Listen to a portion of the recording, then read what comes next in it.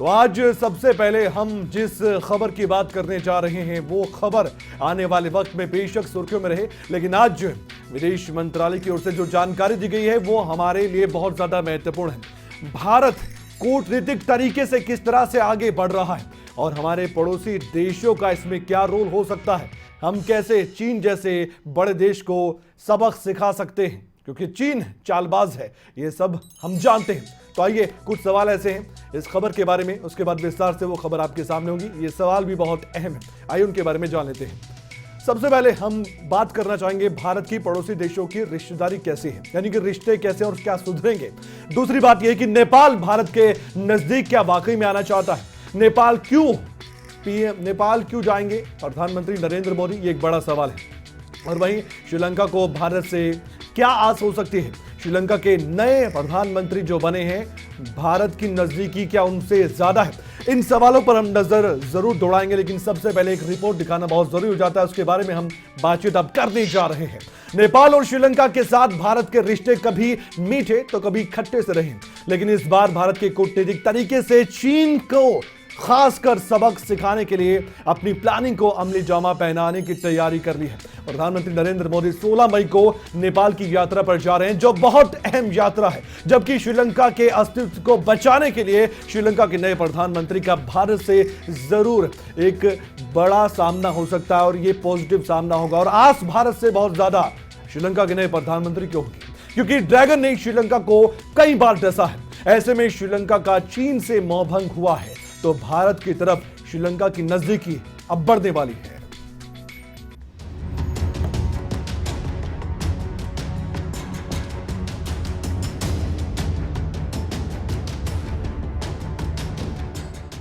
देश में कई ऐसे मुद्दे हैं जो अनसुलझे हैं, उन पर बेशक बात होनी चाहिए, लेकिन भारत के बाहर कई ऐसे मसले हैं जो सुलझने जरूरी हैं। पड़ोसी अगर अच्छा हो तो आधी मुश्किल खुद ब खुद दूर हो जाती है। भारत के साथ भी कुछ ऐसा ही है। पाकिस्तान ऐसा पड़ोसी है जो भारत को हमेशा से तंग करता आया है, लेकिन कुछ पड़ोसी ऐसे हैं जो भारत से ही आस लगाए बैठे हैं। हम बात कर रहे हैं नेपाल श्रीलंका की। इस समय भारत में इन दोनों देशों की काफी चर्चा है। इनके पीछे की दो सबसे बड़ी वजह है, वो है सत्ता परिवर्तन। जी हाँ, चेहरों के भी मोल होते हैं। राजनीतिक और कूटनीतिक मोल की हम बात कर रहे हैं। देश में राजनीतिक तौर पर बीजेपी के लिए पीएम मोदी कितने महत्वपूर्ण हैं, कहने की जरूरत नहीं, लेकिन भारत के बाहर हम सब के लिए हमारे प्रधानमंत्री नरेंद्र मोदी कितने जरूरी हैं, ये उनकी टीम के काम करने के तरीके और कूटनीतिक योजना पर निर्भर करता है। नेपाल और श्रीलंका दो ऐसे देश जो हमारे लिए बेहद जरूरी हैं। चीन के नजदीक होने वाले नेपाल और श्रीलंका का हाल आज कैसा है, ये जग जाहिर है। श्रीलंका तो आर्थिक तबाही के बारूद पर बैठा है और नेपाल चीन की चाल में फंस चुका है। लेकिन इन दोनों देशों को ये तो मालूम हो गया कि चीन सिर्फ बेचैन कर सकता है। भारत के साथ अब श्रीलंका और नेपाल दोनों के प्रधानमंत्रियों ने नजदीकी बढ़ाना शुरू कर दिया है। नेपाल ने तो इसकी पहल पहले से ही कर दी है। पड़ोसी देश नेपाल ने भारत में व्यापार के क्षेत्र में एक और कदम आगे बढ़ाया, जिसमें भारत और नेपाल के बीच संबंध और मजबूत होने जा रहे हैं। नेपाल सरकार ने पश्चिमी सेती हाइड्रो पावर प्रोजेक्ट के विकास को लेकर भारत से बातचीत करने का फैसला किया है। गौरतलब है कि इस प्रोजेक्ट को लेकर नेपाल से पहले चीन के साथ बातचीत कर रहा था। अब जबकि प्रधानमंत्री नरेंद्र मोदी भी नेपाल के न्योते पर नेपाली जमीन पर भारत की आवाज बुलंद करेंगे, तो इस मुद्दे पर भी बात होने की संभावना ज्यादा बढ़ गई है। विदेश मंत्रालय की ओर से भी बड़े संकेत दिए गए हैं। हाइड्रो पावर से निर्मित ऊर्जा का जो व्यापार है दोनों देशों के बीच में, वो भी एक व्यापक रूप ले चुका है। चाहे नेपाल से ऊर्जा का निर्यात हो, आपको याद होगा कि पिछले माह जब प्रधानमंत्री देबा जी की भारत यात्रा थी, उसके दौरान भारत ने लगभग 360 मेगावाट बिजली का नेपाल से भारत के प्रति निर्यात की अनुमति दी थी। भारत के विदेश सचिव ने साफ संकेत दिए कि भारत और नेपाल के रिश्ते बहुत मजबूत होने जा रहे हैं। हाइड्रो पावर प्रोजेक्ट को लेकर बातचीत लगातार जारी है और पीएम मोदी और नेपाल के पीएम के बीच इस मुद्दे पर बातचीत हो सकती है। ये हाइड्रो पावर का पूरा क्षेत्र बहुत ही व्यापक है। इस व्यापक क्षेत्र के लगभग हर भाग पे दोनों देशों के बीच में लगातार वार्ता जारी है और इसी वार्ता का मुख्य अंश जरूर दोनों देशों के नेता जब मिलेंगे तो उनकी वार्ता में भी उभर के आएगा। कोई प्रत्यक्ष रूप से अलग से घोषणा होगी कि नहीं, ये कहना मेरे लिए उचित इस समय नहीं होगा। अब बात श्रीलंका के नए प्रधानमंत्री की। बेशक श्रीलंका के प्रधानमंत्री रानिल विक्रमसिंघे बन चुके हैं। 12 मई को उन्होंने शपथ ली। रानिल के लिए रास्ता बेहद मुश्किल है। श्रीलंका इस वक्त करीब करीब दिवालिया हो चुका है। उनके फॉरेन रिजर्व $2 अरब के करीब है। सियासी हालात काफी खराब हैं और इसकी वजह से यहाँ यूनिटी गवर्नमेंट बनाकर फिलहाल जनता को अमन के लिए लॉलीपॉप थमाने की कोशिश की गई है। बहरहाल रानिल 5 बार पहले भी प्रधानमंत्री रह चुके हैं। भारत और अमेरिका के करीबी माने जाते हैं और सबसे बड़ी बात, उन्हें श्रीलंका का सबसे बेहतर पॉलिटिकल एडमिनिस्ट्रेटर माना जाता है। लेकिन इन सब के बीच अगर श्रीलंका और नेपाल के आपसी रिश्ते मधुर और मजबूत होते तो शायद इन्हें पड़ोसी देशों की तरफ नहीं ताकना पड़ता। कमल कौशिक, न्यूज डेस्क, खबरें अभी तक।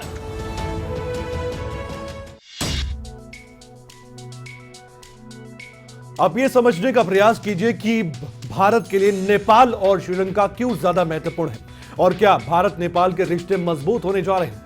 आज सबसे पहले इस पर हम आपको गहराई से जानकारी देते हैं ताकि आप समझ सके कि 16 मई को जब प्रधानमंत्री नरेंद्र मोदी नेपाल जाएंगे तो मजबूती के साथ रिश्ते कैसे आगे बढ़ पाएंगे। आइए सबसे पहले इस पर नजर डाल लेते हैं। पहले तो हम आपको यह बताना चाहते हैं कि प्रधानमंत्री नरेंद्र मोदी का 16 मई को दौरा है नेपाल का। नेपाल के लुम्बिनी जा रहे हैं प्रधानमंत्री नरेंद्र मोदी। इसी दौरान पश्चिमी सिटी हाइड्रो पावर प्रोजेक्ट को लेकर बातचीत भी की जाएगी। ये संकेत तो मिल चुके हैं। पड़ोसी देश नेपाल ने भारत में व्यापार के क्षेत्र में एक और कदम आगे बढ़ा है और ये बात नेपाल के प्रधानमंत्री भी कह चुके हैं। भारत और नेपाल के बीच संबंध और ज्यादा मजबूत होंगे, ये उम्मीद अब ज्यादा बढ़ गई है। नेपाल ने हाइड्रो पावर प्रोजेक्ट के विकास को लेकर भारत से बातचीत करने का फैसला किया है, यह भी पहले साफ हो चुका है। इस प्रोजेक्ट को लेकर नेपाल इससे पहले भी चीन के साथ बातचीत कर रहा था, लेकिन अब समय बदल चुका है। साल 2012 और 2017 में इस हाइड्रो पावर प्रोजेक्ट को लेकर चीनी कंपनियों से समझौता किया गया था, लेकिन सिरे नहीं चढ़ पाया। अब क्या हो रहा है? अब नेपाल की नजर भारत पर है। अब नेपाल की हाइड्रो पावर प्रोजेक्ट को लेकर भारत से बातचीत हो रही है और ये संकेत विदेश सचिव ने भी दिए हैं। इस हाइड्रो पावर प्रोजेक्ट से 1250 मेगावाट की बिजली पैदा की जा सकती है। ये कोई छोटी बात नहीं है।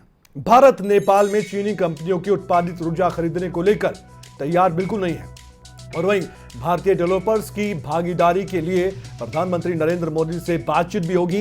ये उम्मीद सबसे ज्यादा जताई जा रही है और इस बात के संकेत जैसे कि हमने कहा मिल चुके हैं। हाइड्रो पावर प्रोजेक्ट को लेकर पिछले 6 दशकों से बातचीत हो रही है, लेकिन नेपाल को झटके पर झटके चीन ने भी दिए हैं और यही चिंता का विषय नेपाल के लिए है।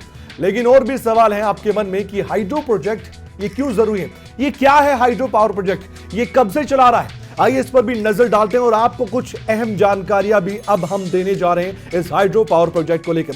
सबसे पहले ये जानिए कि पश्चिमी सेठी हाइड्रो पावर प्रोजेक्ट को जमीन पर उतारने का प्लान 1981 से जारी है। 1981 में एक फ्रांसीसी कंपनी सोग्रेह ने 37 मेगावाट के प्रोजेक्ट को लेकर स्टडी की थी नेपाल के अंदर। उसके बाद क्या हुआ? उसके बाद यह हुआ कि इस प्लान में बांध बनाने की बात नहीं थी। बिल्कुल ठीक सुना आपने, बांध बनाने की बात नहीं थी। बाद में क्या हुआ? 1987 में उसी फ्रांसीसी कंपनी ने अपने प्लान में बदलाव कर दिया और क्या कहा गया? पर्यावरण को नुकसान पहुंचाए बिना 380 मेगावाट का भंडारण करने की बात कह दी गई है। लेकिन उसके आगे और भी साल आते हैं। 1994 इस प्रोजेक्ट के सर्वेक्षण के लिए एक ऑस्ट्रेलियाई कंपनी का लाइसेंस मिल चुका था।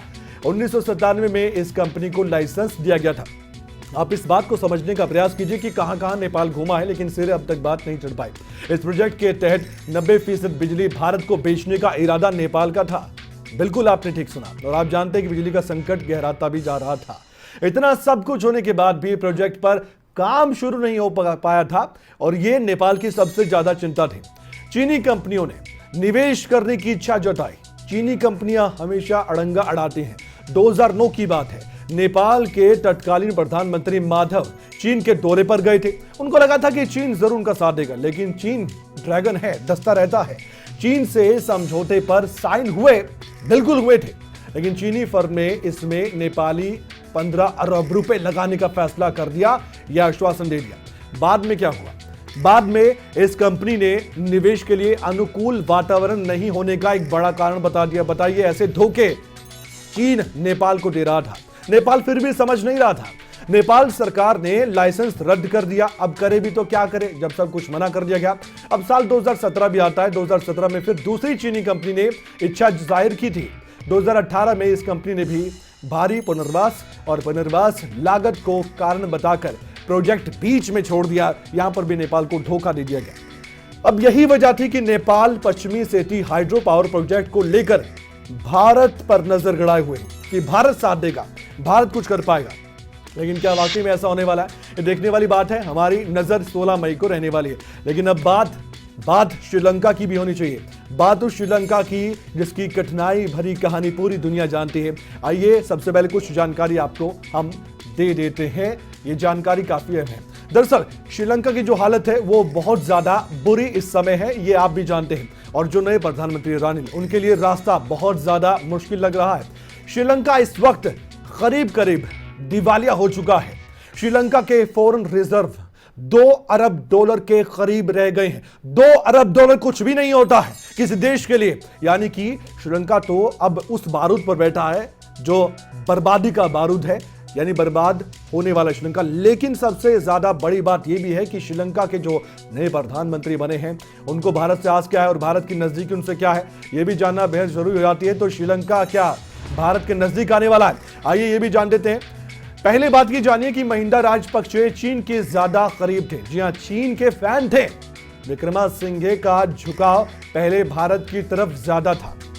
लेकिन क्या हुआ, दोनों देशों के रिश्ते मजबूत होने की अब ज्यादा उम्मीद है क्योंकि प्रधानमंत्री का चेहरा श्रीलंका में बढ़ गया। बेशक ये लॉलीपॉप वहां की जनता के लिए हो, लेकिन फिर भी भारत के लिए उम्मीद ज्यादा है कि अब मजबूत होंगे रिश्ते। पहले भी विक्रमासिंघे जो नए प्रधानमंत्री बने उनका झुकाव भारत की तरफ रहा था।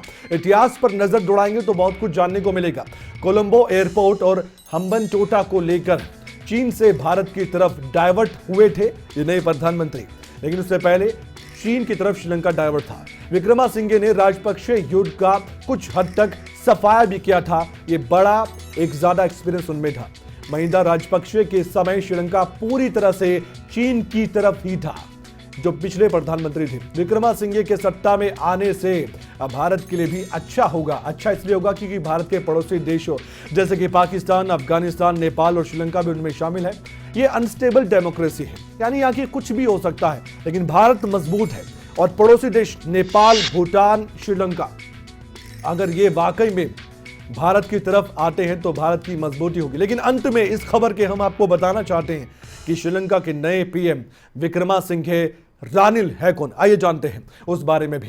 दरअसल रानिल 5 बार पहले भी श्रीलंका के प्रधानमंत्री रह चुके हैं। ये बात बहुत अहम है। भारत और अमेरिका के करीबी ये माने जाते हैं।